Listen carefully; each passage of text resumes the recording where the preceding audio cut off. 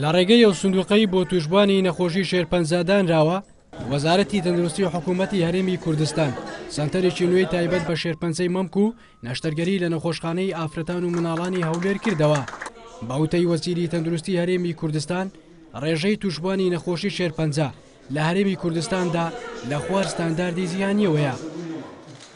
بۆی ساژ ئێمە خەریکی ئەوەین پێش ئەوەی کە ئێمە بین بۆ ئێرە سەرقاڵی ئەوەین لەگەڵ پارێزگاری هەولێر و سنتەری چارەسەری سنتەری شێرپەنجە کە سنتەرێکی تازەی چارەسەری تیشک بۆ هەولێری پایتەخت دروست بکەین کە لەسەر ئەرکی سندوقی شێرپەنجە دەبێت بۆ ئەوەی ئەو نەخۆشانە چیتر نەچنە دەرەوەی وڵات.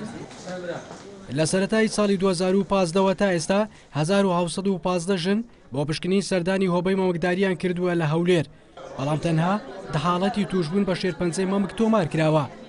بەڕێوەبەری سەنتەری شێرپەنجەی مەمک لە نەخۆشخانەی ئافرەتان و مناڵان لە هەولێر ئاماژە بەوە دەکات بەراورد بە ساڵی ڕابردوو ڕێژەی سەردانیکردن و توشبوون بە شێرپەنجەی مەمک زیادی کردووە. طبعا ئەوە تاکە سنتەرە لە شاری هەولێر سنتەری دەستنیشانکردنە واتە ئەو نەخۆشی هەر ئافرەتێکە تووشی هەر جیروگرفتێک دەبێتن لە نەخۆشیەکانی مەمک ئەگەر هاتوو لە سەردانی هەر بنکەیەکی تایبەت دەکاتن لە دەرەوەی نەخۆشخانە یانیش ئێواران سەردانی هەر کلینیکێکی تایبەت دەکاتن دەتوانرێتن بە فۆرمی تایبەت حالە بکرێتن لە بۆ ئەو سندەرە.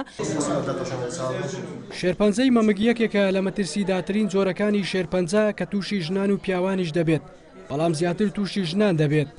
ئەو ستانداردە جیانش بۆ توشبوون بە شێرپەنجەی مەمکدانراوە 150 کەسە لە هەر 100,000 کەسێک. لە هەرێمی کوردستانیش توشبووان لەو ڕێژەیە کەمترن. شیراز عەبدوڵڵا، NRT هەولێر.